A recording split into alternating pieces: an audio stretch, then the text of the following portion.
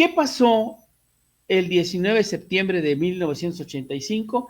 Bueno, todos ya lo sabemos, fue un sismo muy, muy fuerte que se situó muy cerca de donde desemboca el río Balsas. Realmente no había nada de noticias, acuérdense que se cayó toda la tele, entonces no había tele de nada, no había noticias de nada, no teníamos telecomunicaciones, entonces había muy, muy poca información. Ok, entonces llegamos a este primer edificio, que era un edificio de departamentos. Hoy es un estacionamiento, como casi todos los edificios que se cayeron, los hicieron estacionamiento o los hicieron en algún parque. Muy, muy contados edificios los volvieron a reconstruir.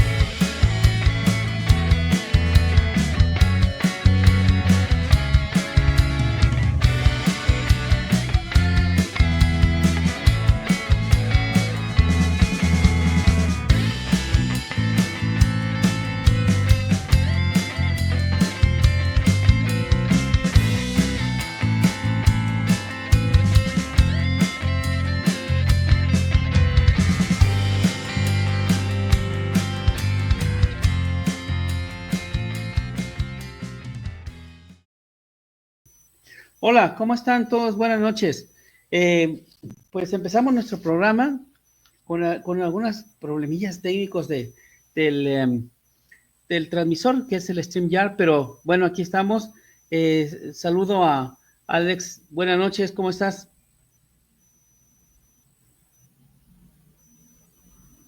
Hola, hola, ¿qué tal? ¿Cómo estás? ¿Cómo están todos? Buenas noches. Qué bueno que nos acompaña el día de hoy.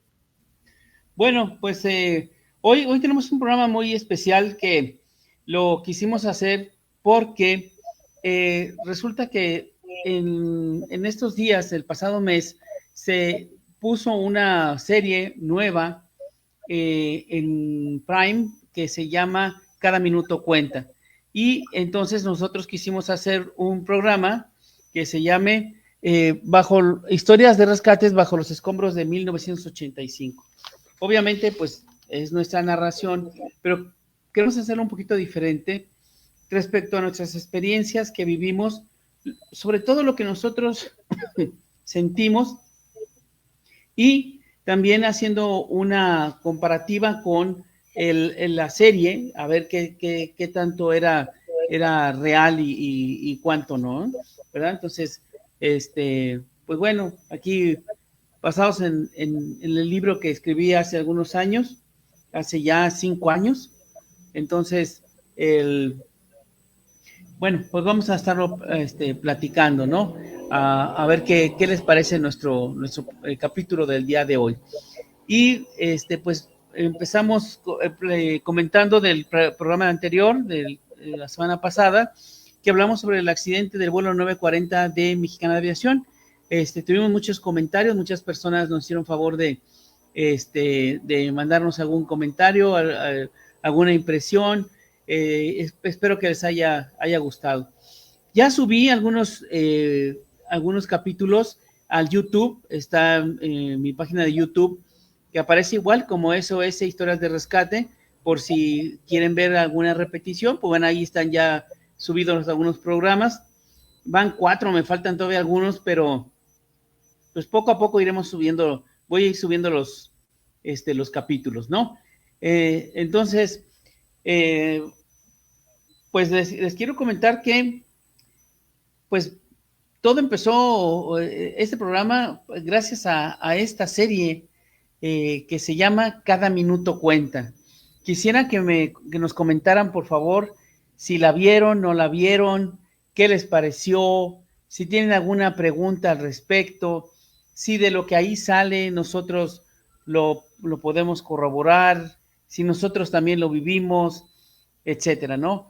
Entonces, de eso se trata la idea del programa del día de hoy.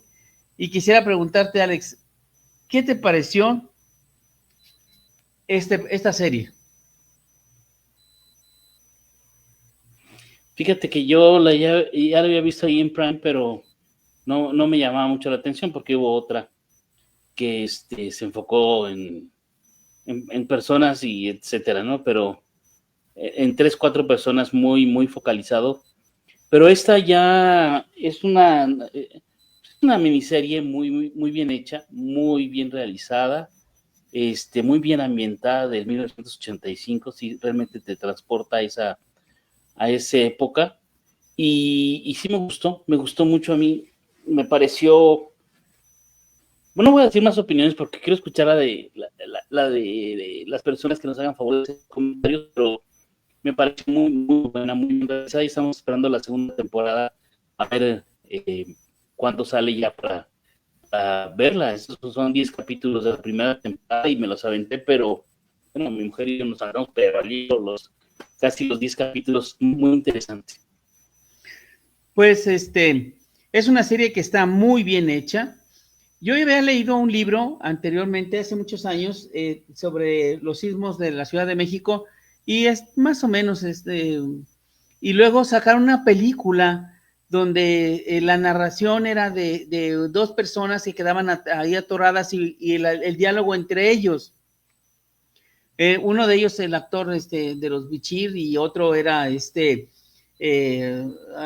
se me olvidó el nombre, pero que quedan atrapados y uno era jefe y el otro era el portero del edificio, de unas oficinas, y era la trama de la película absurda totalmente porque habiendo tantas historias que contar y se pasan a eso, ¿no? A una cuestión de clases y lucha de poderes y la igualdad ya que están atrapados, etcétera. Entonces, de verdad se me hizo absurdo. Esta historia está muy, muy bien contada, está muy bien realizada.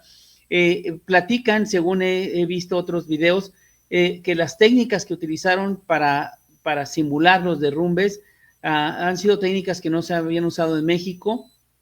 Entonces se ve que está muy bien hecha. Como cualquier otra serie que presenten en alguna cadena de streaming como esta, obviamente que hicieron una investigación previamente para saber qué es lo que pasaba, ¿no? Se basa en 2 escenarios, básicamente. El Hospital General de México, que ahí se derrumbó el área de gineco-obstetricia y el edificio de residentes, donde se quedaban los residentes. Y obviamente el edificio Nuevo León de la unidad de Tlatelolco, ¿no? Que pues los amigos de la Ciudad de México es lo que siempre hablan, ¿no? De ese edificio. Entonces, bueno, pues esa es la historia, está bien contada. Si tienen alguna pregunta en lo que vamos en el programa, si ya la vieron, pues adelante, ¿no? Pero está, les repito, muy, muy bien lograda, ¿ok? Bueno, entonces, ¿qué pasó el 19 de septiembre de 1985? Bueno, todos ya lo sabemos, fue un sismo muy, muy fuerte que se situó muy cerca de donde desemboca el río Balsas. Cuando ustedes vayan a Iztapa, si han ido a Iztapa, ya ves que llega un momento en que está la carretera, te vas a Lázaro Cárdenas o a Ixtapa, bueno, pues por ahí fue donde fue el sismo, un poquito más adentro en la costa. Y aquí lo también interesante de ese sismo fue que se suscitó en una zona donde no se habían presentado sismos anteriormente. Y otro dato interesante es la profundidad, ¿ok? Entonces nosotros conocemos que el punto, normalmente nos dan que el punto de referencia donde se suscitó el sismo se le llama epicentro, pero hay un tercer, ¿cómo se llama? Dimensión que hay que considerar, que es la profundidad. En el caso de la ciudad del sismo de 1985, la profundidad fue a las 7:17 de la mañana y fue a una profundidad de 18 kilómetros, que en realidad no es mucho, para un sismo no es mucho, y eso creó ondas muy, muy, muy, que viajaron de manera muy eficiente, llegaron a la Ciudad de México, que el piso de la Ciudad de México, ya saben que el subsuelo pues es de arenisca porque era un lago, y entonces lo que hizo fue oscilatorio y trepidatorio, y lo que hizo fue licuar el piso, y todos los edificios entre 7 y 15 pisos, pues no los dejó con mucha chance.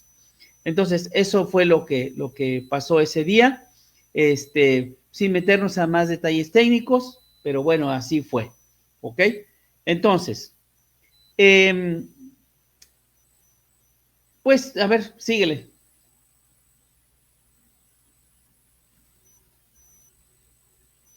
Se quedó dormido, se quedó friseado. Bueno, entonces, ese día 19 de septiembre, muy temprano, estábamos en casa todavía, estábamos de vacaciones en la escuela.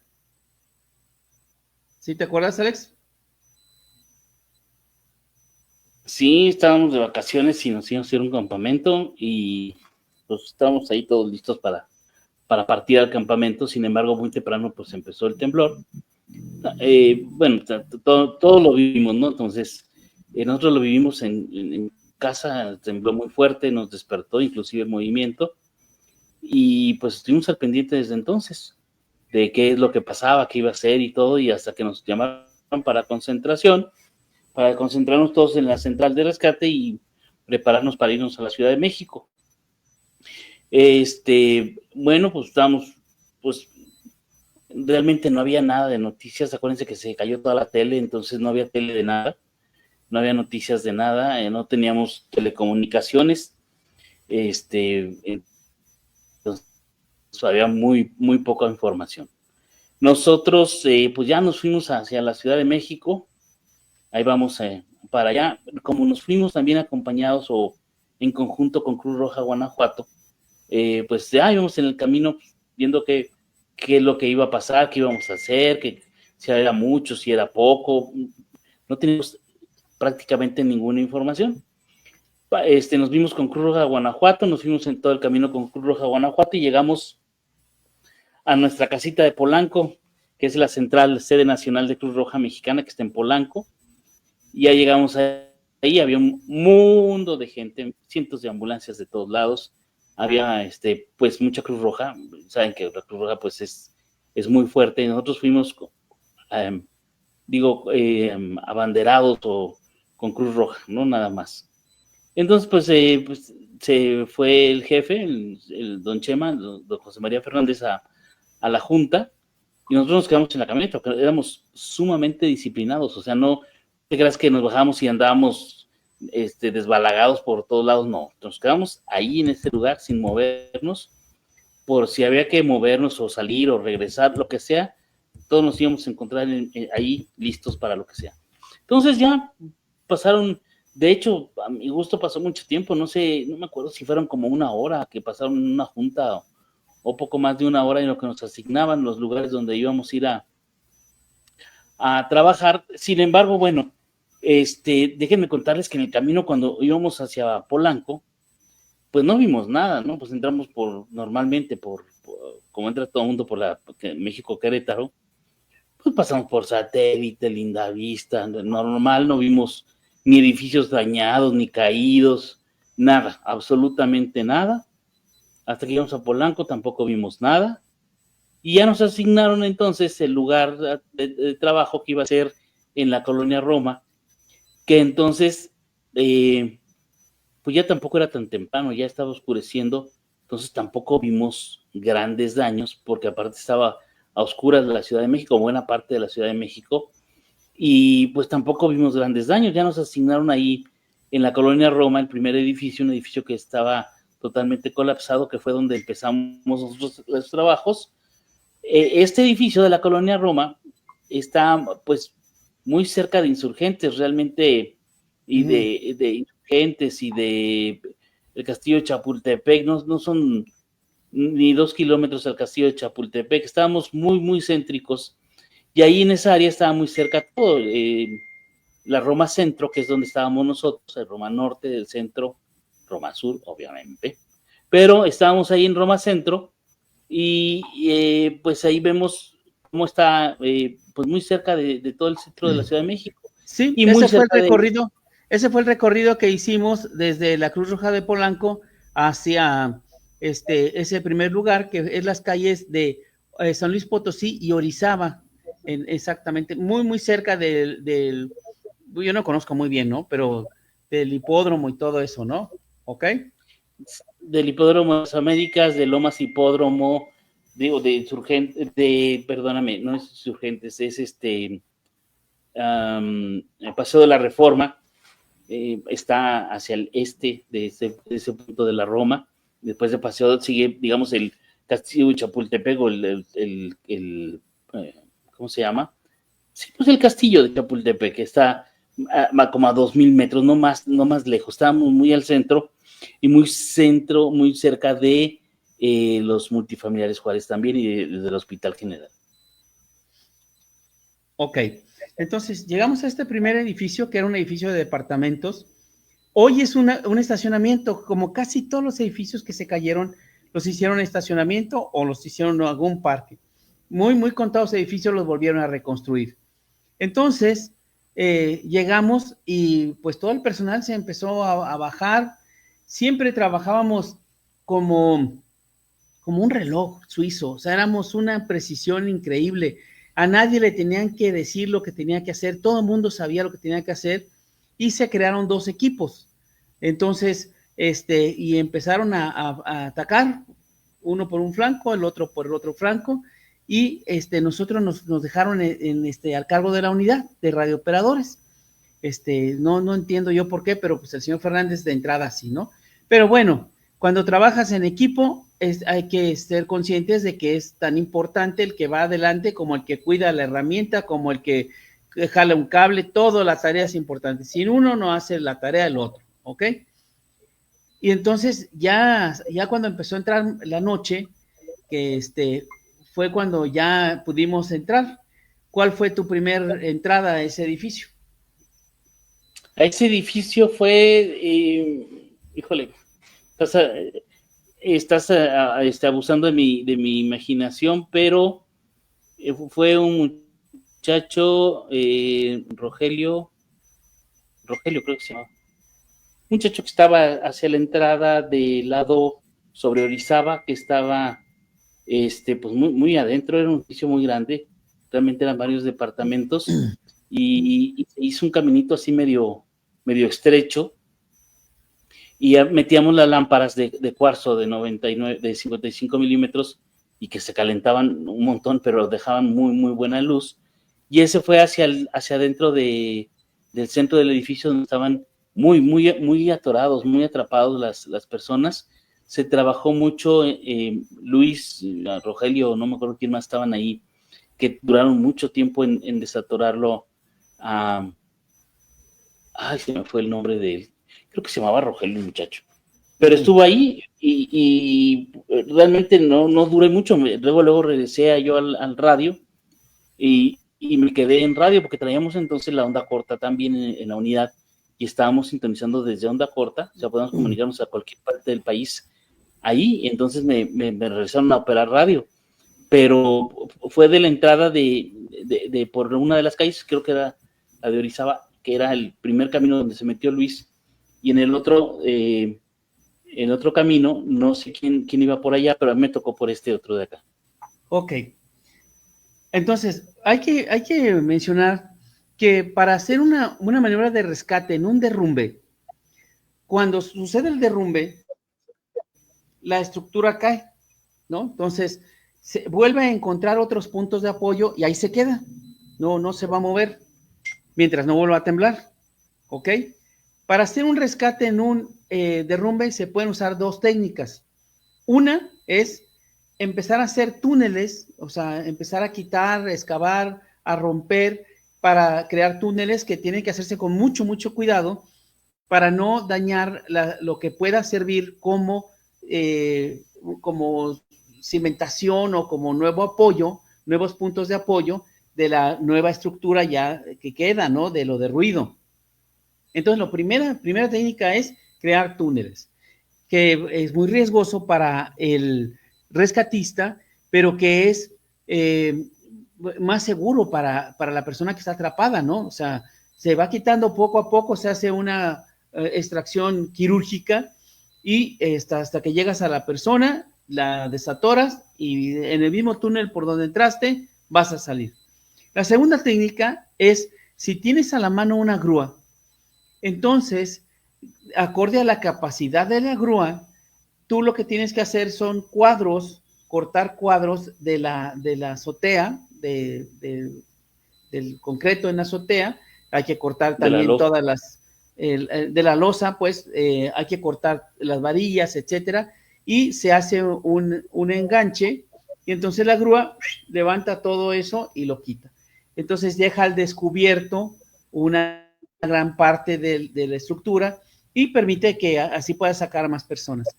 Esta maniobra es más segura para el rescatista, pero es mucho más riesgosa para la persona que está atorada. Y más tardada. Pero hay que considerar también, nos estamos friseando creo que un poquito. Ok, hay que considerar de que no podemos hacer ni una chispa, porque si se hace una chispa, hay fugas de gas, porque tenían gas en los domicilios, se rompieron las tuberías y se podría ocasionar un incendio, una explosión. Entonces, no se pueden dar sopletes ni ningún material de corte con flama. Entonces, todo esto tiene que ser en frío, y para eso teníamos las herramientas adecuadas nosotros, que hacían los cortes en frío sin necesidad de utilizar flama para cortar varillas y todas esas cosas. Y era cuando nosotros bueno, a mí me pasó por la cabeza que decían que había que pilotear. Pilotear es meter pilotes de 4x4 maderos, de 4x4 pulgadas, para sujetar el techo o apuntalar el techo, o lo que sería el techo y el piso, que tenían una altura, digamos, de unos 50-60 centímetros, y estar apuntalando ahí, metiendo vigas de madera a la medida. Yo decía, bueno, ¿y aquí les van a traer las vigas de madera para empezar a apuntalar? Dice, no, pues si esperamos las vigas de madera, vamos a tardar 2 días excavando, apuntalando y metiéndonos. O sea, regularmente en casi todos los rescates el estabilizar para poder rescatar, y entonces ya no eran. Bueno, vamos a continuar. Saludos a Arturo. Ok, bueno, a ver, déjame mostrar aquí los saludos. Raúl Vargas dice, por si estaban con el pendiente, ya llegué. Ok, no nos falla Raúl Vargas, muchas gracias por no sé si ya viste la serie, la de Cada Minuto Cuenta. Si tiene alguna pregunta, por favor, adelante. María Shannon de Shams, estás en... Ay, no me acuerdo en qué parte estás ahorita. Pero te mandamos un saludo. Felicidades, muy interesante todo lo que comparten. Bueno, gracias. Qué bueno que les gusta nuestro programa. Ale Gutiérrez desde Hermosillo nos manda saludos, gracias. Y luego aquí tenemos a Coti, muchas gracias por comunicarte con nosotros. Te mando un abrazo, gracias. Entonces, ahí está Coti. Luego aquí está Cheryl García, también desde Hermosillo, Sonora. Dice, par de guapos, un abrazote acá viéndolos y escuchándolos. Conocedora la mujer, muy bien, gracias. Nuestro buen amigo, nuestro buen amigo Librado Domínguez, saludos. Saludos. Sí, también nos ha compartido historias increíbles, Librado. A ver si luego hacemos un programa que pueda estar él y que platiquemos de los tiempos de antaño de la Cruz Roja, de cómo se hacían los servicios en la Cruz Roja. Ok, Azul Carlos, mira, qué bueno que estás por acá. Muchas gracias, Azucena, gracias por conectarte.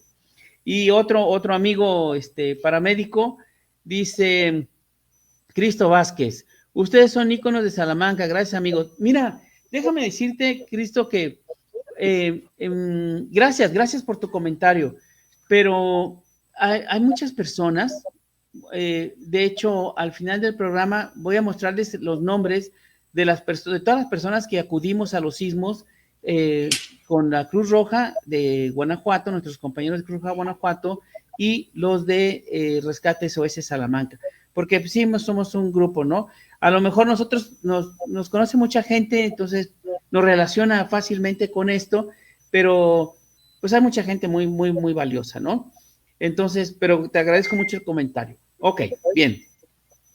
Entonces, les recordamos. Es un excelente paramédico. Cristo bueno, sí, es un excelente paramédico. Así es. Entonces, nos ha tocado trabajar con él, sí, muy bueno. Ok. Entonces, les recordamos, si ya vieron la serie de Cada Minuto Cuenta y tienen alguna pregunta al respecto, adelante. No queremos contarles mucho porque pues vale la pena que la vean, ¿ok? Estamos hablando del primer edificio que llegamos, de cómo realizamos los rescates. Debo decirles que los rescates hoy en estructuras colapsadas se hacen de la misma manera, pero ahora se hacen con mucha mayor seguridad. Ahora lo que les enseñan primero es a cómo afianzar el edificio antes de meterse. Lo que decía Alejandro de apuntalar el edificio, pues hoy les enseñan casi a construirlo, a reconstruirlo, a poner pilotes para poder accesar. Entonces, ya los preparan muy, muy bien. Afortunadamente hay muchísimos equipos ya, muchos equipos bien preparados, bien equipados, que cuestión que no había en 1985, ¿ok? Entonces, imaginen la destrucción de cantidad enorme, 700 y pico de edificios caídos, y en cada uno con la necesidad de que alguien los ayudara, ¿no? Entonces, en ese primer edificio, a mí me tocó entrar ya un poquito noche, y cuando... Madrugada. Todavía no era tan noche, pero todavía me tocó entrar para ayudar en la última parte de un rescate. La gente pasaba 3, 4 horas adentro del edificio, y por lo que me han contado del último sismo del 17, los dejaban entrar 40 minutos. O sea, en 40 minutos no haces absolutamente nada en un rescate, ¿no? Un rescate de ese tipo, ¿no? En un rescate vehicular es cuestión de 3, 4 minutos para que saques a la persona. Entonces, Y si no, ya te tardaste. Y si no, ya te tardaste, claro. Entonces, resulta que me tocó entrar con la última parte porque necesitaban alguien que les echara una mano, y ya me dijo el señor Fernández, pues llégale. Y pues ya con esa autorización, pues ya de ahí no me salí, ¿no? Y me tocó entrar en esa ocasión para sacar una muchacha que era la persona de servicio de esa casa. Una muchacha muy, muy, muy joven, muy delgadita, y se habían hecho ya 2 túneles. Entonces, cuando fabricas esos túneles, pues tú no te das cuenta, pero vas siguiendo la voz de la persona que te está refiriendo dónde está, y entonces ya cuando menos lo piensas, te arrastraste unos 2, 3 metros por este lado, y luego tuviste que bajar otro metro, 2 metros, y luego tuviste que irse al otro lado. O sea, no crean que son en línea recta, ¿no? O sea, en el mejor de los casos así debería de ser, pero no. A veces inclusive hay que dar la vuelta, hay que regresarse para poder accesar a donde está la persona, ¿no? Pasar por un entrepiso donde se puso pudo crear un entrepiso o donde había acceso y pues eran túneles por todos lados. Llegamos con la muchacha y lo que teníamos que hacer el señor Alejandro Mejía y un servidor era ir auxiliando a los de Cruz Roja Guanajuato para que pudieran extraer a la muchacha. Y entonces aquí vi una maniobra que me gustó mucho porque estaba el comandante de Cruz Roja de Guanajuato, estaba liderando esa maniobra y entonces se metió de frente, no se podía dar la vuelta ahí porque era una persona más grande, entonces se salió del túnel y volvió a entrar, pero ahora con las piernas hacia adelante. Entonces lo que hizo fue sujetó a la muchacha con sus pies, los puso en sus axilas para poderla jalar. Entonces traía una cuerda que venía desde afuera, entonces se agarró bien de la cuerda, puso sus piernas en las axilas de la muchacha y a su voz iban jalando. Entonces nosotros por un costado íbamos ayudando a salir. Y esa maniobra, pues hoy la enseño en mis cursos, ¿no? Entonces hay mil maneras de poder rescatar y cada una es diferente. No hay una técnica específica porque en cada una hay diferentes circunstancias, ¿ok? Pero la verdad sí me fascinó cómo lo hizo en ese momento. Octavio Méndez era el comandante de Cruz Roja de Guanajuato. Octavio Méndez. Se estaba esperando a que lo dijeras. Hey. Pero aquí lo interesante también es que cuando entrabas ahí a donde estaba la persona, hasta que llegabas a donde estaba la persona viva, resulta que pasabas y veías 20 cadáveres. En ocasiones ibas arrastrándote, casi todos los lugares donde entrábamos, muchos tenían alfombra. Entonces ibas arrastrándote en la alfombra y te iba rozando aquí el techo, o a veces era un poquito más amplio, pero volteabas a un lado y veías un brazo, veías una persona aplastada, y la verdad se sentía muy feo, ¿no? Sobre todo las primeras veces que entramos. Sí, y acuérdate que había tirol, entonces en los techos era usado mucho el tirol. Entonces cuando te iba peinando el tirol por toda la entrada del edificio, a ti te tocó el de Beto, el otro que estaba del otro lado, el atrapado, ¿no? No, Beto es el que estaba sentado en un garrafón. Ah. Sí, pero era Beto. Ahí entró Ángel Terán. Sí, era muy complicado.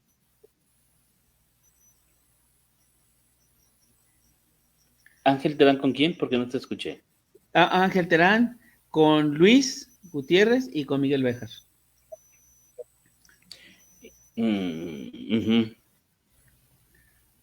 Y con Rogelio, ¿no? Creo que sí. Y Rogelio. Entonces, hacíamos equipos. Rogelio. Bueno, se entraron por... Sí, te escucho. Hacíamos equipos. Entrábamos se está friseando un poco, entonces tengo un delay ahí contigo. Ok. Entrábamos por tiempos, entrábamos a hacer una parte de la tarea y luego salíamos, entraban otros. No era como que tenía que ser tuyo el rescate. Recuerden que es un trabajo en equipo. Siempre tiene que ser un trabajo en equipo. A ver, déjame poner aquí un mensaje. Dice Alejandra, muy importante los DRO. DRO significa director responsable de obra. Estructurales para estos casos de edificios colapsados por colapsar. Bueno, lo ideal es que antes de entrar tuvieras una persona experta que te diga si el edificio puede moverse o no. De hecho, también no todas las cuarteaduras que se hacen en los edificios representan o implican que el edificio se vaya a caer.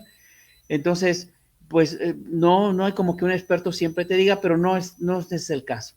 Recuerden que para 1985 la Ciudad de México ya había sufrido un sismo en el 57 y para ese entonces, para la década de los 50, ya existía un reglamento de construcción, pero consideraban en ese reglamento que por el piso de la Ciudad de México, que había estado bajo un lago, entonces, digo que se construyó sobre un lago, perdón, entonces el piso blando iba a servir para que el edificio se moviera y no cayera.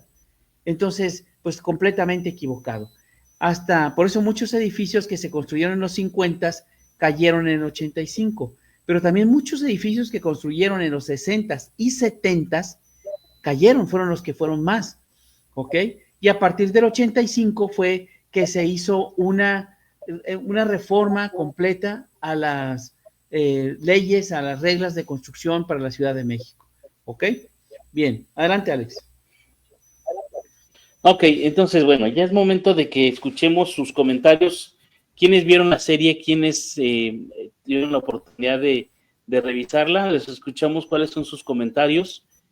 ¿No la han visto? También coméntenos si no la han visto, para darles como una segunda oportunidad, pero nada más va a ser una más, para que nos hagan sus comentarios sobre la serie. Nada más una, ¿te parece que nada más una más? Ok, bueno, muy bien. Ale, ¿no la has visto? No, creo que no la ha visto. Ok, entonces... Sí, continúa, de la salida de la Roma. Ok, entonces, cuando nosotros nos dimos cuenta de que era muy grande la emergencia y pues no había tiempo que perder, entonces decidimos que ya no íbamos a rescatar personas fallecidas, únicamente en los casos en los que tuviéramos que quitarlas, que nos estorbaran para llegar a una persona con vida, entonces es que lo íbamos a hacer, ¿no? Entonces, todas las referencias que hacemos sobre rescates las vamos a hacer sobre personas con vida. No tengo idea cuántos rescates hicimos entre todos, porque un grupo trabajaba por aquí, otro grupo trabajaba por acá, a veces estaban a la vuelta de la esquina, no nos veíamos, y pues no, nunca hemos hecho un recuento de cuántas personas pudimos salvar, ¿no?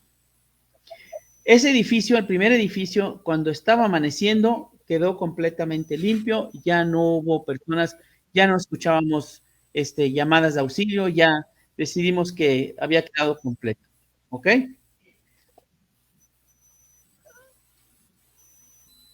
Dice Ale, no he visto la serie, pero sí me gustaría saber qué tan apegada está a la realidad.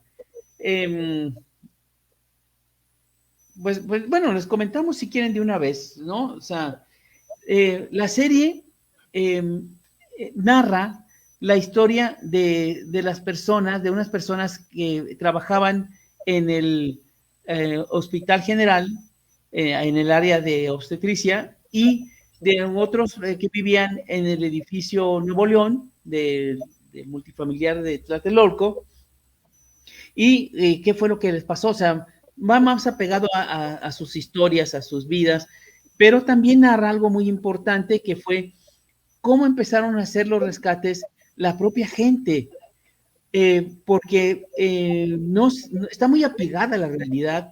Las escenas que van a ver de los interiores, de cómo se meten, etcétera, son muy exactas, muy exactas.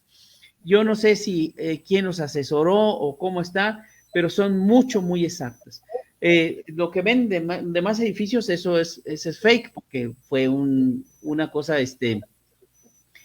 ¿cómo se llama? Con un efecto especial, con unas pantallas que utilizaron, pero cómo simulan, no simulan, sino recrean los interiores en los edificios caídos, está muy apegado a la realidad. La verdad es que sí está muy bien. Y hay otras cuestiones que meten ahí, cuestiones políticas, que si bien son ciertas, pues realmente a nosotros no nos apuran, ¿no? O sea, no es un tema que vayamos a ver, ¿no? Como por ejemplo, ¿qué, Alejandro? Como por ejemplo que se venía el Mundial de México 86 y que era el solicitando ayuda al exterior, porque tardó horas en pronunciarse el presidente de la República, entonces Miguel de la Madrid Hurtado, y de ejecutar alguna acción por parte del gobierno del Distrito Federal, del entonces Distrito Federal, que era Ramón Aguirre Velázquez, que era el regente. Regente de la Ciudad de México, entonces era un regente de la Ciudad de México, y pues no hicieron nada, o sea, no había nadie digo, algunas ambulancias del ERUM, que son del gobierno del Distrito Federal, estaban por ahí del Instituto Mexicano del Seguro Social, pero por iniciativa propia de los trabajadores, no era que los habían mandado, y bueno, no se tuvo ninguna respuesta del gobierno por muchas horas, prácticamente pues un día, yo creo, o más, que no hubo respuesta, pero fue uno de los puntos. No querían enseñar al país como caído, ¿no? Porque venía en 6 meses, 10 meses, septiembre, octubre, noviembre, diciembre, 6, 8 meses venía el Mundial de Fútbol, y 10 meses más o menos. No me hagas hacer cuentas a estas horas. Entonces sí, ya venía el Mundial, entonces no querían mostrar un país que estaba dañado, que estaba caído, porque hay que acordarse que no solamente fue en la Ciudad de México, también Ciudad Guzmán sufrió daños, en la costa de Guerrero también hubo daños, o sea, hubo partes en donde hubo daños y que jamás llegó una ayuda ni ninguna persona ahí a ayudarles. Entonces, pues es lo que querían mostrar, ¿no? Prácticamente, pues es el panorama que estaba en un México de los 80s, con la bonanza del petróleo de los 80s, entonces éramos la potencia petrolera mundial, y era pues un México fuerte económicamente en cuanto a eso. Pero era el panorama que nos pinta la serie, que está bastante bien recreado, bastante bien ubicado en esos aspectos. Ok, entonces, aquí viene otro comentario. Dice, en la serie le dan su lugar a la Cruz Roja y a los rescatistas. Sí, pero fíjate que también le dan mucho su lugar a todas esas personas que de manera espontánea se organizaron para empezar a hacer los rescates. Fíjate, cuando nosotros amaneció el viernes, recuerden que el sismo fue un jueves, cuando empezó a amanecer el viernes, nosotros nos trasladamos aquí, es en el multifamiliar Benito Juárez, que tuvimos que avanzar 4 cuadras y llegamos ahí. Se habían caído hay unos edificios, de hecho se cayó el edificio que ven a su izquierda, ese fue el que se cayó, ese es el edificio C4, y en donde está el punto amarillo, ahí estaba estacionada nuestra unidad de rescate, ¿sale? Entonces, se cayeron 2 edificios, el C4 y el A1. Ahí esa foto aérea que ustedes ven ahí, están todos los edificios, eran 19, un conjunto de 19 edificios, se cayó una parte del A y el C4, y inicialmente, el 19 de septiembre se cayeron esos. No se cayeron inmediatamente. Narra la gente que hubo oportunidad de que se empezaran a salir un muy corto tiempo, pero ahí se cayeron, ¿no? Entonces, esos fueron los edificios. A los segundos que llegamos al C4 y al A1, por debajo del C4 está la calle Orizaba y pasaba paso a desnivel por abajo. Si ven ustedes la serie de los edificios que está donde dice C4, son C1, C2, C3, C4, por abajo de esos 4 edificios pasaba una avenida, la avenida Orizaba. Era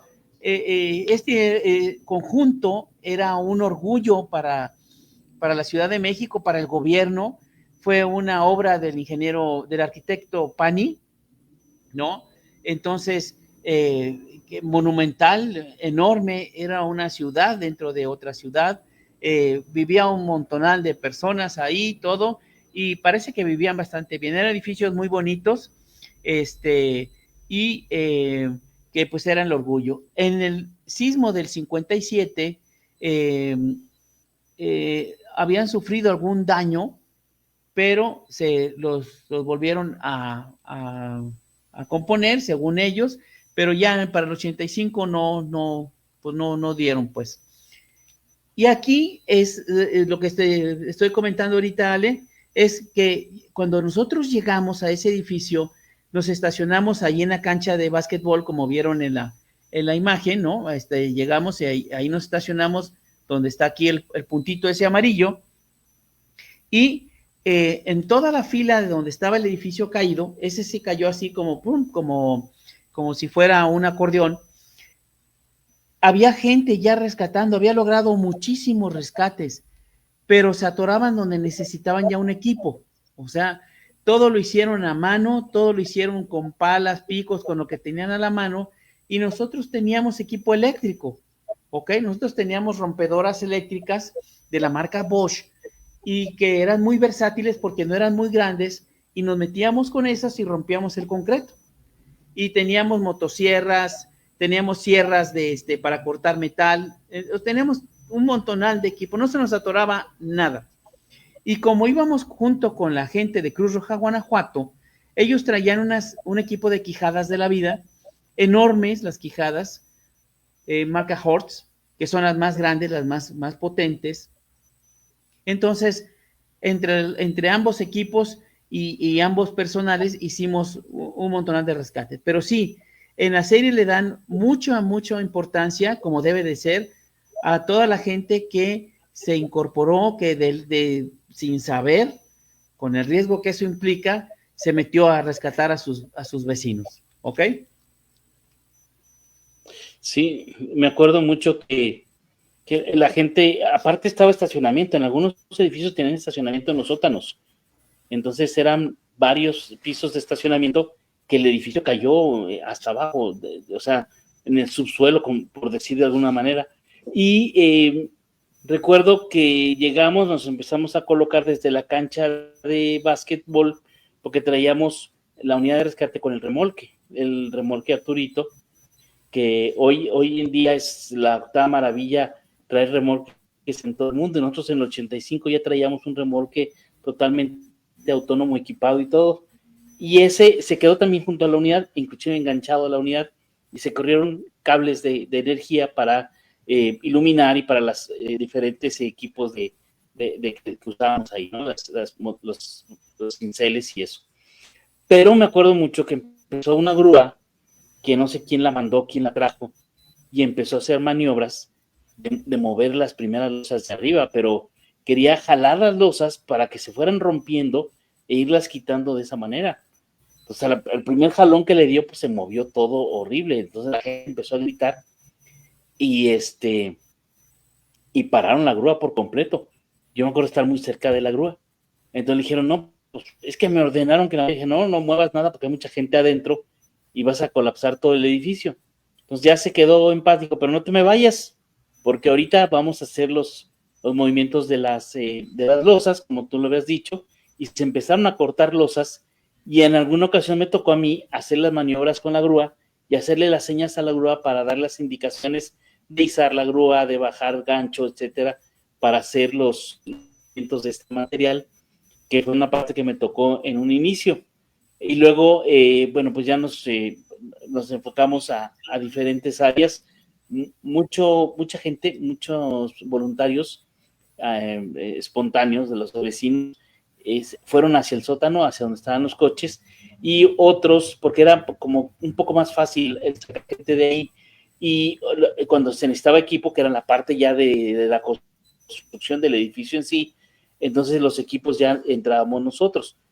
Para que sea un balance, porque no tiene caso que nosotros, teniendo equipo, nos metamos al sótano a sacar gente que nada más había que ayudarle a salir, a la gente que estaba atrapada allá en el interior del edificio de este multifamiliar. Ok, y fíjense que cuando nosotros llegamos ahí al multifamiliar Juárez, estaba todo el edificio, toda una línea, imagínense que eran edificios muy largos, muy angostos, pero muy largos. Y entonces había varios túneles, ya la gente había hecho varios túneles. Y entonces cuando llegamos, la gente se quedó así como medio, como que no sabía. Según ellos llegábamos tarde, porque ya habían pedido ayuda, estaban la gente urgida de herramienta, de ayuda, y entonces pues no nos recibieron así como muy bien. Entonces ya decían, necesitamos tal herramienta, y obviamente pues nosotros no le íbamos a prestar nuestra herramienta a la gente, o sea, nosotros somos los que sabíamos usarla. Entonces, a ver, denos chance, por favor, vamos a entrar aquí. Y entonces, pues muy regañadientes, pero pensando en la persona que estaba atrapada, nos dejaban pasar. Entonces se quedó todo expectante, ya tenían varias horas desde tratando de sacar a esa persona, y entró por ahí un par de nosotros, pum, pum, pum, pum, y a ver, una camilla. Y ya cuando decían una camilla es porque iba para afuera. Entonces la gente que estaba muy alebrestada se calmó, ¿sale? Entonces, sí, creo que la gente estaba con justificada razón, estaba molesta porque no veía ahí respuesta del gobierno, eran solos, estaban solos prácticamente. Ya había varias ambulancias de la Cruz Roja, pero pues no, o sea, no, nosotros no vimos otro equipo de rescate, así para acabar pronto. Entonces, sí, ya la gente nos pusimos de acuerdo para saber qué onda, y pues nosotros entrábamos, hacíamos la tarea difícil, pero también sacar los escombros, hacía la gente una cadena y a mover el escombro. Entonces, hay que reconocer que nosotros también, como dice Alejandro, poco habríamos podido hacer sin la ayuda de la gente que también movía los escombros y lo quitaba, ¿no? La otra cosa que hay que mencionar, Alex, es que en aquel entonces nosotros teníamos 20 años, y estábamos muy delgados, muy delgados, hace como 40 kilos, ¿no? Y resulta que como éramos de los más bajitos de estatura y muy delgados, entonces éramos de los que entraban primero. Teníamos que abrir el espacio para que pudiera entrar o pudieran entrar compañeros más robustos, ¿ok? Entonces, entrar primero, entrabas con tu reflector. Hoy todo es inalámbrico. La verdad es que pues está más padre, ¿no? Más seguro, más fácil. Pero entrar así de primera instancia, la verdad es que yo creo que por eso necesito ir a terapia, porque uno cree que no le afecta, uno cree que pues lo superaste, que no hubo problema, pero la verdad es que fue una cantidad tan enorme de personas fallecidas. En un reporte que por ahí he leído, hablan sobre 4,000, 4,500 muertos, y la verdad es que nosotros calculamos que no fueron menos de 20,000. Y de hecho coinciden con muchas, la misma serie indica que se considera que hubo más de 20,000 muertos. En un solo departamento de esos edificios vivía mamá, papá, 3, 4, 5 hijos, la tía, el abuelo, entonces, no puede ser. O sea, son números, igual que la atención, que la primera atención que fue nula, los números es querer esconder algo que, pues no, la verdad no tiene ni caso, ¿verdad? A ver, vamos a mostrar. Dice Ale, gracias, Ale. Bien. Es que es mi hija. Pues es que es porque es tu hija y mi sobrina consentida. Ok, entonces, una de las cosas que nos tocó vivir, como platicaba Alejandro, fue que llegó una grúa. Una grúa en un derrumbe es muy peligroso. Hacer dos tareas al mismo tiempo en un rescate es muy peligroso. Ese es un concepto que yo denominé, yo lo denominé como rescates en conflicto, ¿ok?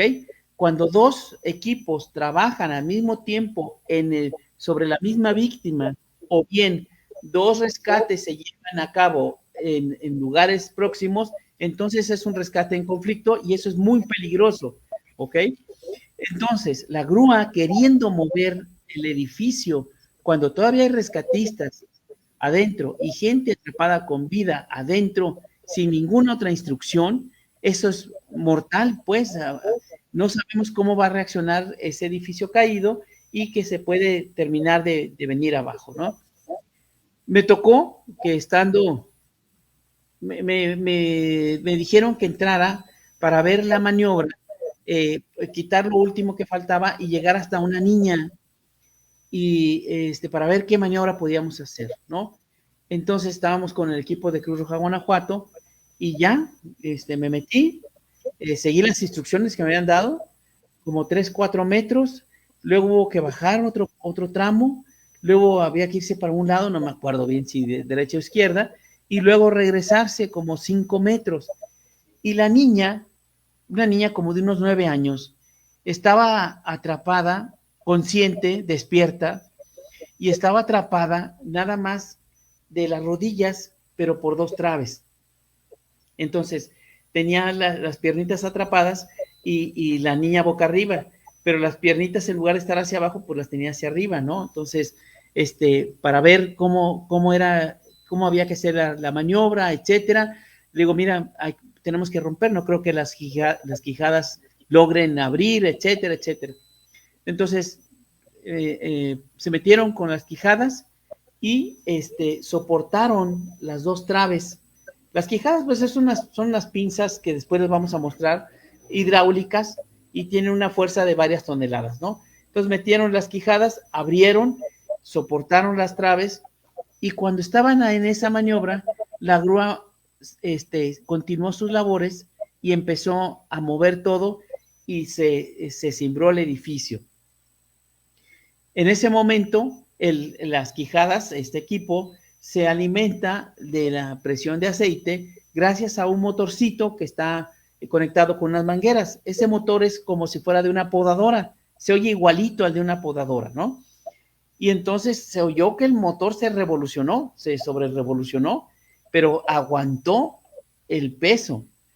Salieron inmediatamente los de Cruz Roja Guanajuato y casi agarran a golpes al de la grúa.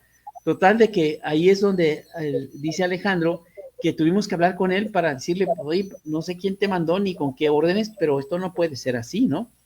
O sea, la instrucción ya era mover.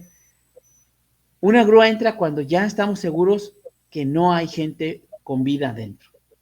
¿Qué más, Alex? Yo creo que traían como instrucciones ya de quitar todo, de levantar todo, fíjate, como de aquí no pasó nada. Pero hay que recordar que estaban inclinadas las losas, entonces era muy factible que se deslizaran y entonces pues colapsara todo ahí. Bueno, pues seguimos ahí en el Juárez, llegó mucha gente, llegaron, no me acuerdo mucho, los Scouts de México, que llegaron ahí en la cancha de básquetbol, pusieron unas carpas y empezaron a llevar comida, agua y eso, porque no podían entrar a las labores de rescate propiamente, porque son adolescentes ellos, pero el servicio que dieron ahí en ese momento fue muy bueno. Se puso también una parte médica ahí mismo en las canchas, pegado a la unidad de rescate, y y bueno, fue como se utilizó todas esas canchas de básquetbol, son unas 6 canchas más o menos, 6, 8 canchas de básquetbol aquí contiguas, y ahí se fueron acomodando pues las carpas con servicio médico, con comida, con agua, etcétera, ¿no? Y ya después nosotros seguimos pues todo ese día, toda la tarde ahí estaba en la cancha, mire, por ahí estábamos nosotros, todo el día, y ya pues ya parte de la tarde empezamos con el rescate de Adriana, que era una muchachilla de unos 17 años, que estaba atrapada de la cintura, estaba prácticamente de pie, y estaba atrapada en la cintura, y se tenía todo el día tratando de zafarla. Tenía 2 equipos, uno por abajo de ella y otro por arriba, y en el entrepiso estaba ella atrapada, con las piernas hacia abajo, normal, digo, estaba como de pie, y se estaba tratando de liberar. Ya se había hecho un hueco como si fuera como un cráter de volcán, así de esta manera en cono. Estaba Adriana en medio y se estaba tratando ya de liberar. Digo, con un equipo por abajo para tratar de liberarla de las piernas y otro por arriba. Y pues yo me metí como a las 6 de la tarde, ya por la parte de arriba, a tratar de ayudar ahí, porque hacíamos los relevos en ese momento, y tú saliste de ahí con Adriana de arriba, de la parte de arriba, y yo entré en la parte también de arriba, junto con Luis, señor Mejía, y no me acuerdo quién más estaba ahí arriba, y gente Cruz Roja Guanajuato, y otros que estaban por abajo, tratando de hacer un hueco más amplio para poder sacar a Adriana, que fue en el momento en donde más tarde vino el segundo sismo que nos tomó por sorpresa y en la parte de las de Adriana. Ok. Ay, te congelaste. A ver, sí, a ver, Estoy espérame. quieto. Estoy quieto. Ok, ahí te va. Dice Alejandra, ¿han tenido la oportunidad de hablar con las personas que rescataron unos años después? Con nadie, con absolutamente nadie. Hemos hablado, hemos tenido algún contacto. La verdad es que y estaría padre, la verdad es. Imagínate hablar con esa muchacha Adriana, que del multifamiliar Juárez, dando las referencias. Era una muchacha de tantos años que se iba a bañar, traía nada más una bata puesta, una bata blanca, quedó atorada entre dos pisos, tenía atorado el brazo derecho con el marco de la puerta, y yo lo que me tocó a mí es sacarle el brazo, quitarle el brazo, este, costó mucho trabajo sacarla, mucho trabajo. Entonces, a ella, por ejemplo, sería padrísimo que la pudiéramos contactar, ¿no? Dice Cristo, recordar es volver a vivir y mi más sincero reconocimiento como profesionales. Qué orgullo tener el honor de conocerlos en esta vida, gracias. No, amigo, ¿cómo crees? Eh, También ha sido un gusto participar contigo y con muchos en varios rescates en la autopista, etcétera. Un montón. Ya los iremos platicando y a ver qué día te juntas con nosotros para hacer algún programa que platiquemos de algo que te acuerdes y lo vemos, ¿no? Entonces, hay que tomar en cuenta que para llegar a donde está una persona con vida, teníamos que pasar por muchas escenas. De hecho, para llegar donde estaba otra persona, no Adriana, otra persona, hubo necesidad de cortar un piano. Entonces, imagínate la tarea titánica que fue eso. Y después había una persona fallecida y un amigo de nosotros, un compañero, Esteban Ledesma, lo que hizo fue, se puso el cadáver de la persona, se la puso encima, le quedó la cabeza aquí en el pecho y se arrastró hacia atrás, porque ahí no había mucho espacio. En algunos lugares había quizás 1 metro y te podías dar la vuelta, etcétera. En otros entrabas así y tenías que salir de reversa, baby, porque no había otra. Entonces, en ese caso, Esteban se puso el cadáver aquí y salió así, ¿ok? Entonces, Eres papá de esa familia, por cierto. era el papá de esa familia del muchacho que estaba atrapado. Con la cabeza aplastada, por cierto. Sí, con la cabeza aplastada. Aquí. Sí, ese es de mis rescates que más platico, el de Esteban. Ese es de la técnica, la entereza, el todo para hacer ese rescate, mis respetos. Yo creo que es de lo mejor que he visto yo en mi vida, este rescate. Y Esteban Ledesma, que es un compañero que estuvo con nosotros en el 85, él después entró a la Cruz Roja y él tuvo la oportunidad de ir a los sismos del 2017, ¿ok? Y él me ha platicado mucho de cómo fue su experiencia y resulta que dice que ahí pues era un show porque había muchísimos equipos y toda la cosa, pero que nada más los dejaban entrar 40 minutos y él decía, no, 40 minutos, no haces nada en 40 minutos. Y así ya como representaba más edad, entonces como que no le hacían mucho caso, pues, no, pues él ya tenía sobrada sí, experiencia. claro. Sí, mucho. Pues ya, nos agarra el sismo con Adriana y así en cortito, salte porque está temblando. Y yo, ¿qué? Que nos salgamos porque está temblando. Y yo, no, pues estamos bien. Y nos jalaron. Yo me acuerdo que nomás sentí el jalón de la espalda y me jalaron para que nos saliéramos. Y hubo quien no se salió. De ahí nos quitó de con Adriana. A mí sí me jalaron, me sacaron al exterior donde estaba el túnel. Era un túnel muy largo, yo me acuerdo que no era tan largo ese túnel. Y ya nos salimos y veíamos los edificios, estos que estaban ahí en las fotografías que puso Arturo, se hacían así, mira, como si fueran de gelatina, pero increíble. Los árboles que estaban en ese entonces, pues frondosos, esos que ven ahí, se movían como ramitas, como si fueran así, una ramita chiquita, y la cancha de básquetbol, que es de concreto, hacía olas, se movía como gelatina toda la cancha. Les digo que son pues unas 6, 8 canchas de básquetbol contiguas, nada más separaba la rayita del saque, ¿no? Pero se hacía todas las canchas así. La unidad de rescate, que es sumamente pesada, traía mucho equipo, estacionada con freno de mano, el Arturito conectado y enganchado, se movía 1.5 metros hacia adelante y 1.5 metros hacia atrás, solita, con el movimiento. Durísimo, el temblor, durísimo, durísimo. Yo me acuerdo que íbamos caminando hacia donde se ve ese tablero de básquetbol que se ve de la parte de enfrente, darse en cuenta por un pasillo así largo.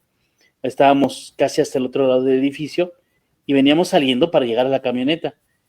Pues no podíamos caminar porque íbamos haciendo zigzag del movimiento de la tierra, porque además hay que recordar una cosa, se camina, no se corre, en ninguna emergencia se corre. Entonces nosotros íbamos caminando, pues saliendo de ese lugar, porque si corres te puedes causar algún daño, por eso es que no se corre. Entonces veníamos de regreso, las cables se jalaron porque alguien jaló los cables queriendo como salvarlos con la planta prendida, se dañaron cables, se cayeron compañeros porque unos que iban corriendo, unas personas ahí mismo del lugar, iban corriendo y con una pala le golpearon a uno, etcétera, etcétera. Bueno, fue sin querer, pero pues a fin de cuentas daño es daño, y duró bastante el segundo sismo, eso fue ya en la tarde del viernes, y hacer recuento de daños, ¿no? Pero para empezar a saber dónde estábamos todos, porque pues había unos adentro y otros afuera, que es donde nos encontró, y hacer de cuento de daños, saber qué es lo que estaba funcionando todavía y qué es lo que pues ya no estaba en servicio. Ok, entonces, cuando sucede el segundo sismo, el del viernes en la noche, 8 y tanto de la noche, resulta que teníamos equipos trabajando, había gente adentro trabajando. El edificio que se cayó, recuerden, es el que está apuntando la flecha roja. Nuestra unidad estaba donde está el punto amarillo. Entonces, esa pared que se ve cafecita eran losetas, estaba adornada con losetas, que el edificio se empezaba a mover así increíble, como gelatina, como dice Alejandro. Y las losetas se empezaron a desprender y a caer al piso. Entonces, nosotros estábamos descansando en la unidad de rescate, nos salimos y volteamos hacia arriba y dije, no, pues ahorita ya, esto ya valió, ¿no? O sea, ya se nos viene todo encima. Deja de temblar, y cuando deja de temblar, deja de correr la gente, un polvadero de los 1000 demonios. Uno de los otros edificios que ya había sido evacuado cayó, afortunadamente ya no causó más víctimas, pero resulta que la gente que estaba dentro, afortunadamente el edificio caído resistió, o al menos donde estaban haciéndose los rescates, y pudieron salir. Nuestro equipo, como un compañero quiso salvar la unidad, la prendió y se arrancó, y los cables, como siempre estaban atorados, amarrados, para que no se desconectaran, pues se jalaron, se dañó el equipo, y empezamos, como dice Alejandro, a hacer el recuento de los daños, ¿ok? A ver, aquí tenemos otra pregunta. Dice Alejandra, ¿sabes por qué solo nos dejaban entrar 40 minutos? Mira, ahora los equipos que van a un desastre, ya habíamos hablado de lo que es un desastre, es una emergencia muy grande donde la ciudad, que donde está la emergencia, necesita de ayuda. Entonces, hay equipos que ahora se preparan para eso, se llaman equipos USAR. USAR es son una nomenclatura en inglés que quiere decir Urban Search and Rescue, o sea, unidades de búsqueda y rescate urbano, ¿ok? Son muy preparados, están muy preparados, y los preparan igual en todo el mundo, que esa es una ventaja muy grande. Entonces, cuando van a una emergencia, primero nadie se mueve hasta que no les dicen que tienen que ir, ¿no? que ese es otro de los términos de los que vamos a hablar ahorita, de por qué los topos son unos oportunistas, ¿sale? Hay rescatistas a de veras, que están muy preparados, ahora los preparan muy bien, que trabajan con mucha seguridad, y como parte de ese trabajo es que nada más trabajen poco tiempo, 40 minutos. Para que tengas una idea de lo organizado que está ahora, si yo soy del equipo USAR, bueno, me encantaría ahorita hacerlo, pero pues ya no. Si yo soy de ese equipo USAR, yo tengo que ir a una emergencia al menos 15 días. Sé que voy a estar 2 semanas fuera en esa emergencia y debo ser autosuficiente en todo, alimentos, agua, todo, porque no voy a ir a hacer una carga al lugar donde está la emergencia. Ya la emergencia ya está muy mal, pues como para todavía ir a causar penas, ¿no? Que eso es lo que hacen los topos, ¿no? Van a otro lugar y van a causar penas y van a causar molestias y sin una técnica y etcétera, ¿no? Ahora la gente preparada y eso es lo que hacen, ¿no? Se meten con mucha seguridad, afianzan su edificio, entran bien equipados, ahora pues hay muchísimo más equipo y una de las reglas es precisamente esa, trabajar 40 minutos. Muy bien. ¿Qué más, Alex? Bueno, pues esta fue, digamos, la primera etapa donde estuvimos nosotros. Traíamos cables, para que se den una idea, de uso rudo para la luz, porque trabajaba todo con energía eléctrica y las plantas de luz, las generadoras las traíamos en la camioneta y en el remolque. Traíamos una de 4.500 watts de 6.000 watts en la camioneta y una más pequeñita como de 1.500 en el remolque para luces, para el equipo, etcétera. Y los cables medían, traíamos varios rollos, en el Arturito traíamos uno de 100 metros, en la unidad traíamos otro de 100 metros y diferentes medidas, ¿no? 50, 40, así. Y se rompieron los más largos. Entonces no podíamos llegar hasta el otro lado donde había que trabajar y no podíamos dejar los equipos, o sea, la camioneta entre los edificios porque se podían quedar sepultados en caso de algún derrumbe. Y ahorita que dice las losetas, Arturo, salían disparadas las losetas, no se caían, salían disparadas como balas las losetas desprendidas de la pared, porque eran de esas que son pequeñitas y salían como balas. Entonces, pero bueno, entonces ya vienen los daños que teníamos ahí, recuperamos, trajimos todo el equipo, los cinceles de las lámparas y todo, y los cables de luz, y pues determinamos que no podíamos continuar trabajando así, necesitábamos reponer los cables, reponer todo, pero no ahí, no en la Ciudad de México. En la Ciudad de México no había nadie que ayudara con nada en ese momento. Era de que, oye, habla del gobierno federal y de que nos manden 100 metros de cable. Por supuesto que no. Hubo que regresar a Salamanca para que arreglar todo eso. Entre otras cosas, buscar patrocinio, porque había que comprar mucho cable y pues siempre ha sido caro el cable, ¿no? Entonces, pues tomamos la decisión pues que teníamos que regresar todos, porque tampoco se podía quedar parte del equipo allá sin parte de las personas o del personal de Rescate SOS sin el equipo, porque pues prácticamente éramos unas manos más igual de las que ya había muchas ahí. Lo eficiente es trabajar con el equipo, entonces va para atrás, y esa es la primera parte que estuvimos nosotros en la Ciudad de México. Cuando veníamos de regreso de la Ciudad de México, nos fuimos en 2 vehículos, la unidad de rescate con su remolque, yo de radiooperador, iba de radiooperador, y venía atrás otra camioneta que era del señor Alejandro Mejía, que tenía capacete, y nos repartimos ahí en los 2 vehículos. Cuando veníamos de regreso venía manejando el señor Fernández, y ya pasando Celaya, pues ya era de madrugada, ya estaba de madrugada, ya veníamos muy asustados, la verdad es que sí, nos dio mucho miedo como, porque jamás pensamos que podía volver a temblar, no hicimos esa consideración, entonces, pero pues nuestra idea era reparar rápido nuestro equipo para podernos regresar, ¿no? O sea, eso es lo que buscábamos. Veníamos en la unidad y resulta que todos veníamos dormidos. El señor Fernández venía manejando y se empieza a quedar dormidos. Llevábamos 2 días sin dormir, 2 días completos sin dormir. Entonces, y ya iba para afuera de la carretera y de la camioneta de atrás empezaron a hablar por radio, y entonces con el ruido del radio se despertó y corrigió el rumbo, ¿no?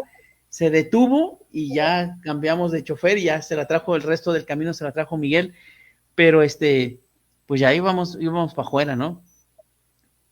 A ver, pregunta, dice Ale, ¿en el 85 hubo perros de búsqueda? Sí, qué pena. No eran mexicanos, no eran, vinieron de varios países, Israel, Francia, mandaron equipos, pero no los mandaron inmediatamente. Recuerda que el gobierno de México dijo que no necesitábamos ayuda, ¿sale?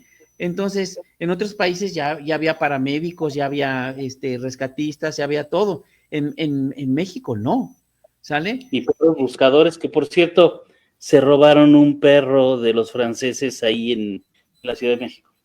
Entonces resulta que nuestra historia es dos partes, porque cuando nos regresamos a Salamanca, reparamos nuestro equipo y nos volvimos a regresar a México. Y ya cuando estuvimos de regreso en México, coincidimos con el equipo francés que traía los perros. Traían unos pastor alemán preciosos. Hermosos. Traían, creo que eran 3 o 4 perros.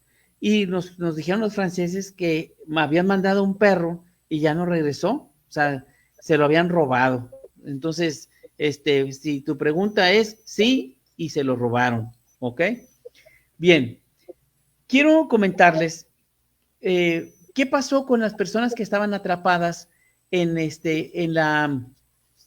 ahí en el multifamiliar Juárez? Bueno, el sábado, ya que nosotros estábamos en Salamanca, el equipo de Guanajuato siguió trabajando con Adriana, precisamente. Consideramos que Adriana, la muchacha que dice Alejandro que estaba atrapada de la cadera entre 2 pisos, era la última persona que había que rescatar, ¿ok? Y hay un video de este momento de cuando sale, y este video lo transmitió Discovery Channel en un reportaje en un reportaje que alguna vez puso, ¿no? Entonces, vamos a ver el video. Se rescataron gran cantidad de personas que sobrevivieron a pesar de las condiciones tan adversas.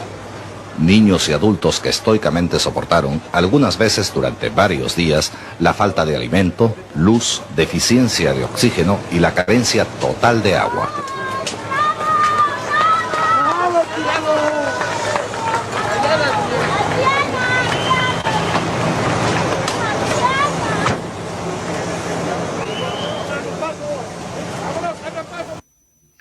Ok, bien, entonces, ese edificio que ustedes ven ahí, se rescataron gran cantidad. Ese es el edificio de multifamiliar Juárez. También vamos a ver que ahí sí, ahí se ve como un motorcito ahí a un lado, a su lado derecho. Ese es el generador de las Quijadas, ¿ok?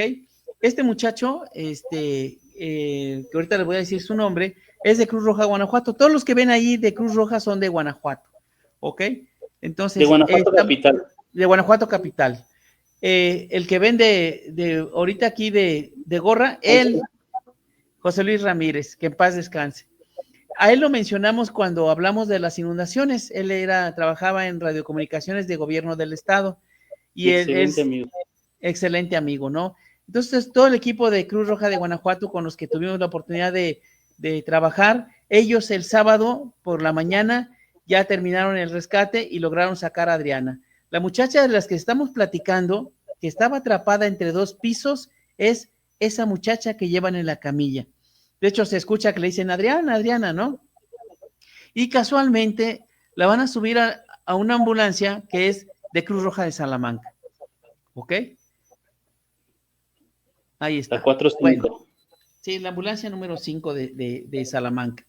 Entonces, creo que es lo único que pudimos nosotros ver o algo de todo lo que pasó. ¿Ok? Bien.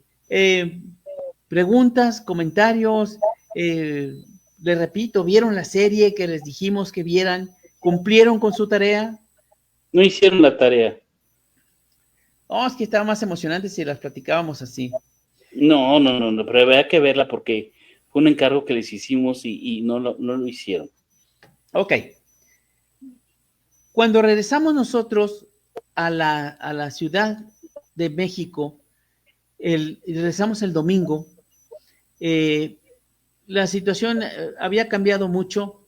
Cuando estábamos en el multifamiliar Juárez, ya la policía había puesto una cerca, un cerco, y no dejaban pasar a la gente.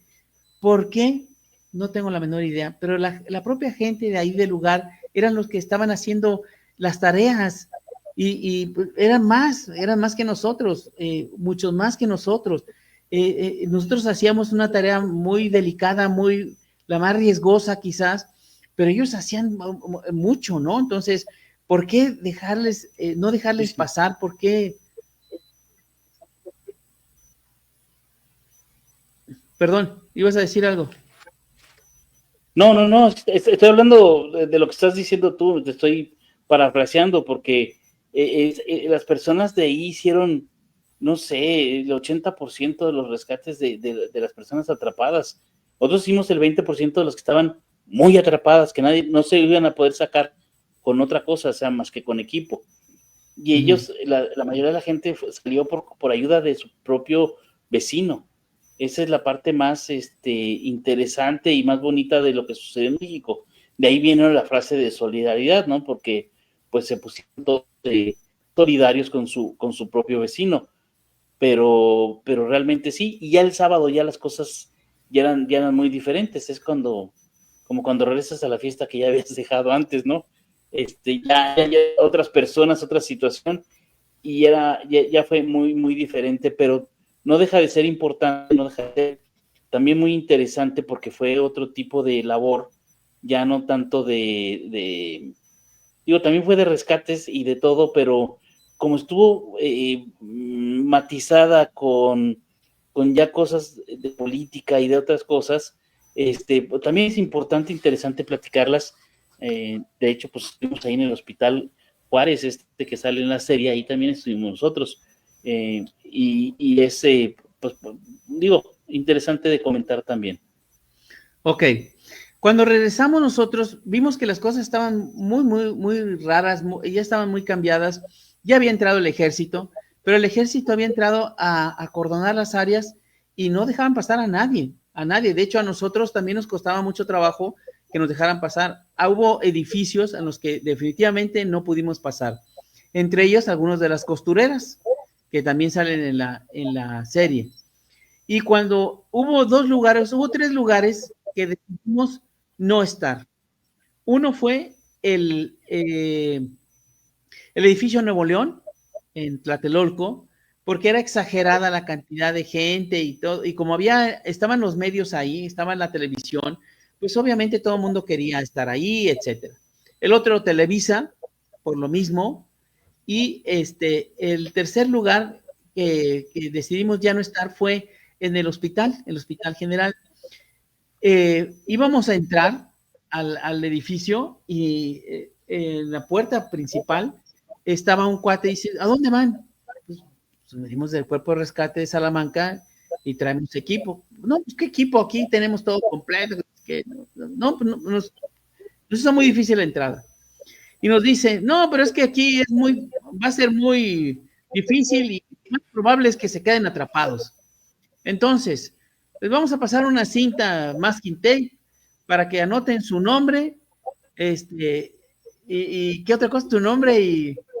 No, dice, póngase una cinta en la pierna con su nombre y tipo sanguíneo para identificar su cadáver cuando se colapse el edificio. Ey, tráete una cinta de ahí de la unidad para ponernos nombre. Y cuando vio la decisión dijo, no, de todos modos no van a entrar, porque estaba muy politizado ya ese rescate. Necesito que vean para que sepan por qué, porque ahí sí no les voy a decir por qué. Sí, entonces ya ahí decidimos que ese lugar no se podía, no íbamos a poder trabajar, ¿no? Entonces estuvimos en muchísimos lugares. Con Alep. Como por ejemplo. Las costureras. Sí, en ese de las costureras. hubo varios edificios de costureras que se cayeron, pero en el que nosotros entramos ya no había personas con vida, por desgracia. Me acuerdo mucho, mucho, mucho que estaba el piso inclinado, muy, muy inclinado. Sí, y nos costó mucho trabajo entrar, para empezar, que nos dejaran entrar. Y luego ya en otros lugares coincidimos con equipos de otros países, por ejemplo, franceses, que traían sus perros, y de otros países, pero ellos no querían entrar. Y luego decían, es que, no, que estaban ahí diciendo, unos que no querían entrar, creo que eran unos franceses. Y entonces decían, no, es que no les entendemos. Y decía, creo que la policía de ahí del Distrito Federal. Y entonces le digo, a ver, explícame en inglés. ¿Hablas inglés? Sí. Explícame en inglés, ¿qué pasa? No, pues ya entrar porque está muy riesgoso. O sea, todo el riesgo. O sea, no es posible. No, es que no poder garantizar que la seguridad, que bueno, pues entonces no le entres, ¿no? Dice, luego llevaban unos equipos, ahora meten cámaras y todo, y en aquel entonces metían una especie de micrófono para ver, para escuchar, y todo el mundo tenía que callarse para que dejar de escuchar al equipo, etcétera. Y decían, no, ya no hay nadie con vida. Ok, nadie con vida. ¿Podemos entrar? No, pues como ustedes quieran. Ya, entrábamos y a ver, ¿hay alguien aquí? ¿Me escucha alguien? Y encontrábamos gente todavía con vida, donde su equipo, que era muy precario, pues, pero les decía que ya no, y con eso se basaban para ya no seguir buscando. ¿Ok? Bueno, muy bien. ¿Quién está más? Saludos. Mira. Dice Raúl Morales, dice, gracias por compartir sus experiencias, hermanos Scouts del Grupo 2 de Tula Allende. Raúl, ¿cómo estás? Muy buenas noches. Qué gusto que saludarte por este medio. Y pues sí, antes de ser rescatistas fuimos Scouts muchos años. Muy, muy padre. Y de ahí nos tuvimos experiencia con cuerdas, con nudos, con primeros auxilios, con supervivencia, con un montón de conocimientos y de los scouts cuando eran scouts de veras. Y la verdad es que fue una experiencia y un conocimiento que hoy todavía los aplicamos, yo creo que de manera automática, pero sí muy bien. También está Mónica, que le va a los Packers, pero bueno, se la perdonamos. Está viendo el video, Mónica. Saludos, Mónica. Ok. Pero está en tu perfil. Perdón. Ok. Recuerden que este programa y el resto de los programas que llevamos hasta ahorita los pueden ver en mi página de YouTube, que se llama igual, SOS Historias de Rescate, ¿no? Mira, ahí está, ya se mostró Mónica Ferro con sus corazones de los Pats. Muy bien. Bueno, ya casi para terminar, les quiero mostrar es la lista de las personas que asistimos pues como equipo ese 19 de septiembre de 1985. Estas son la gente de Cruz Roja Guanajuato. Para escribir mi libro, me comuniqué con ellos para que me hicieran favor de pasar los nombres, y ellos son Octavio Méndez, Juan Manuel Martínez Delgado, Miguel Ángel Aguilar Mejía, José Mayorga, que es el que vieron ustedes con la gorra, con la boina, René Yebra Núñez, Carlos López Guajardo, José González Luna, José Luis Ramírez Mares, el buen José Luis, y Jesús Jasso García. Ellos son por parte de Cruz Roja Guanajuato. Y por parte de Rescate SOS de Salamanca, pues obviamente encabezados, comandados por el señor José María Fernández Sánchez, a quien le mandamos un saludo, un abrazo ahí al señor José María Fernández, a Miguel Béjar Ramírez, Alejandro Mejía Leija, José Pilar Lorenzo García, Martín Orozco Pinto, Jaime Cano, Ángel Terano Obregón, ¿y quién más, Alex? Sí, Rogelio Pérez, o Roger, Esteban Ledesma Zamora, Arturo Rodríguez Negrete, iba a decir los apodos, pero no Arturo Rodríguez Negrete, que decíamos el compadre, Enrique Cortés Fuentes, Gerardo Fernández Arriaga, hijo de José María Fernández, del jefe, mi hermano Luis Humberto Gutiérrez Ceja, Arturo Gutiérrez Ceja y un servidor. Muy bien, entonces, pues ahí estamos, ese es el personal que íbamos en las 3 unidades, en la de Cruz Roja y nosotros, y que trabajamos como un equipo, ¿no?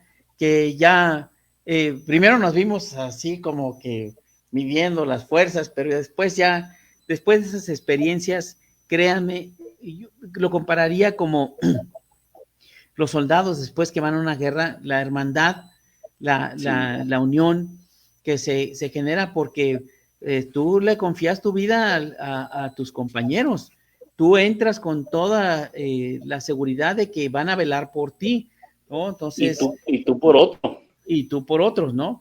Muy bien, dice Carlos Álvarez, primo, ya casi te pongo falta. Estoy presente, primos, desde Chilpancingo, Ciudad del Pozole y el Mezcal. Muy bien, gracias, primo, por vernos. Mónica Ferro está desde León, Guanajuato. Jesús Raúl Morales desde Tula de Allende, Hidalgo. Muy bien, entonces, pues qué bueno que nos acompañan. Bien, algo más que con lo que quieras que cerremos.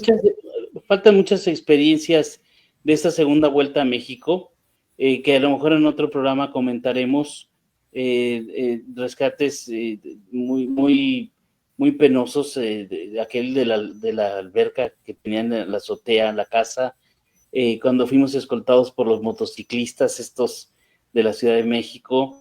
Es una historia muy padre. El cafecito que nos tomamos ya en la madrugada fuera del Conalep, de una señora que estaba ahí con su ollita de café, y decían, oigan, tómense un cafecito para el frío, y que el café más delicioso que me he tomado en la vida, con piloncillo y con canela, delicioso el café, muy, muy bueno. Hay muchas historias más y muchos comentarios más cuando nos encontramos con la gente de Pemex, del servicio médico de Pemex. No, hay muchas más historias en esta segunda parte del regreso, y la asistencia que dimos desde Salamanca con los equipos de radiocomunicación de onda corta para el contacto con las personas en la Ciudad de México. Entonces, bueno, a lo mejor por ahí tenemos chance de un segundo programa para comentar de estos otros puntos y comentar de la serie, porque ya les vamos a encargar que la vean para comentar. La verdad es que vale mucho la pena verla, está muy interesante, mejor que la novela de las 8, y mejor vean esta serie, está bastante buena, muy bien hecha. Bien, entonces, les recomendamos nuevamente, vean esta serie, está en Prime, cada minuto cuenta, está muy bien hecha, muy, muy bien hecha, está muy, muy apegada a la realidad en prácticamente todo lo que cuentan. Por ahí hay un par de errorcillos, pero no vale la pena ni mencionarlos. La verdad es que está muy, muy padre, y véanla para que nosotros tengamos oportunidad de, en otro programa, vamos a hacer una segunda parte de esto, de este programa, para que lo comentemos, lo terminamos de comentar y les platicamos ya cosas que tienen mucho que ver con esta serie. Dice Mónica Ferro, dice, mi hija dice que son muy valientes. Ay, ¿qué te diré? Bueno, mira, no sé si... Bueno, gracias. No sé si valiente sea... Sabes que éramos muy jóvenes. Y de joven eres y bien impulsivo, y digo, hasta después le piensas y dices, híjole, ¿cómo la salvé? Pero sí, la verdad es que es más impulso y la adrenalina lo que cuenta, pero la adrenalina bien llevada, más que todo es eso, porque tenías la preparación para hacerlo, entonces ibas seguro con eso, o sea, no era lo puro tarugo de meterse.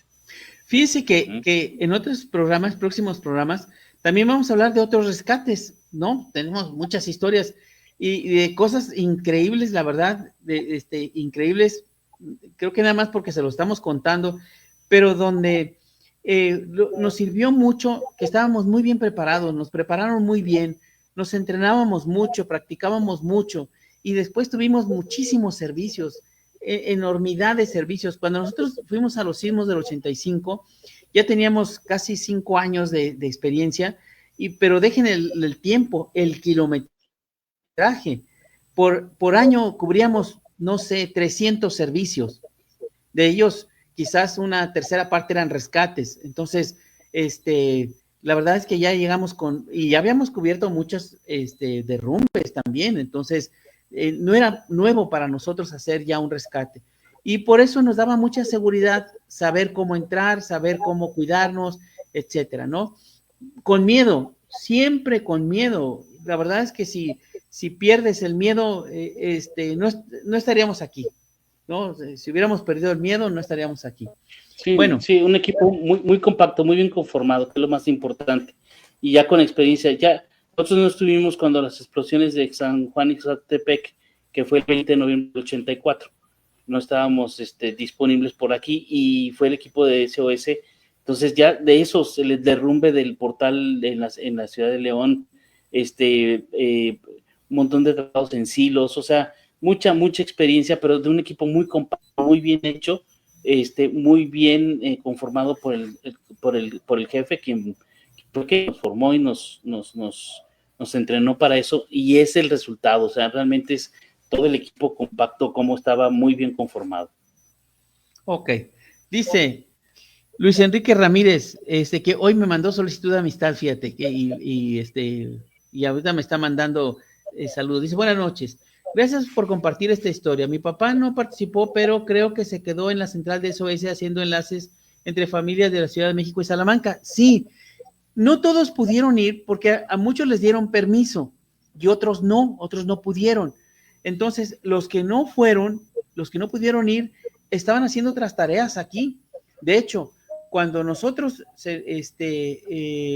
ya veníamos de regreso, otras personas se encargaron de buscar las herramientas que se dañaron, las refacciones, etcétera, y es algo que les vamos a platicar posteriormente. Pero sí, el equipo que no fue, la personal que no fue, tenía otras tareas aquí. Bueno, también dice Librado, el derrumbe de la JM Romo en Aguascalientes, que también es otra historia que vamos a platicarles, que también participamos ahí, muy diferente. Ya traíamos la experiencia de los sismos, y entonces llegamos allí a Aguascalientes cuando se cayó la construcción de la nueva sección de la empresa JM Romo en Aguascalientes, cuando estaba en el centro, porque creo que ya la cambiaron. Entonces, sí, qué bueno que nos acordó ahorita Librado Domínguez. Bien, bueno, para irnos despidiendo, fíjense bien, el próximo programa se va a llamar, ¿cómo creen? Historias tristes de rescates. No le iba a poner impactantes o no. Se va a llamar Historias tristes de rescate, y esperemos que por favor nos acompañen, pero va a ser el lunes 23 de diciembre de 2024, igual a las 8 de la noche, porque el próximo, en 15 días, es Navidad, es Nochebuena, pues el 24 de diciembre. Entonces, el lunes 23, por única ocasión, lunes 23 de diciembre, va a ser este programa. Se va a llamar Historias tristes de rescates, que nos vamos a referir a muchas historias donde, por desgracia, muchas tienen que ver con el alcohol, cómo el alcohol desgració la vida de alguien, de una familia, etcétera. Y lo quise poner en esa fecha para que, pues no sé, pues para reflexionar, porque son días de mucha pachanga, etcétera, ¿no? Pero pues hay que considerar a otras personas. Ese día les vamos a contar historias tan tristes de rescates, ¿ok? Entonces, para el próximo lunes 23 de diciembre, así se va a llamar. Y el próximo año, primero Dios, el primer programa del año va a ser la segunda parte de lo que hoy vimos, ¿sale? Se va a llamar historias de rescate bajo los escombros de 1985, parte 2. ¿Sale? Entonces, donde vamos a platicar sobre todo de la segunda parte de nuestra visita a México. Nosotros estuvimos allá como un poco más de una semana. Entonces, fue muy, muy diferente. Son dos historias completamente diferentes. Y bueno, estaría bueno que lo platicáramos. Pero recuerden que hay que ver la serie. ¿Sale? Muy recomendada, muy bien hecha. La verdad, vale la pena verla. ¿Ok?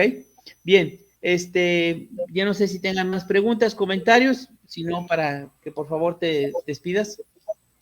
Gracias a todos por acompañarnos esta noche. Les vamos a encargar ver la serie. Ahora sí, hagan la tarea, por favor. Está muy padre, la verdad es que se las recomiendo mucho. Y ya la siguiente semana que vamos a tener esas historias tristes que le digo a Arturo que bueno, su reflexión sobre el alcohol es lo que me parece interesante para platicar de estas historias. Y ya el próximo año, bueno, seguiremos con la segunda parte de los sismos, de muchas historias. Ya tuvimos historias chuscas ya para la siguiente parte, otras muy increíbles, muy, o sea, hasta inverosímiles de cosas que nos pasaron ahí, ya como estuvimos con otros equipos de rescate, unos que venían de Tijuana, unos amigos de Tijuana, fuimos al aeropuerto por ellos, bueno, varias historias muy, muy padres que espero que nos acompañen para seguir comentándolas.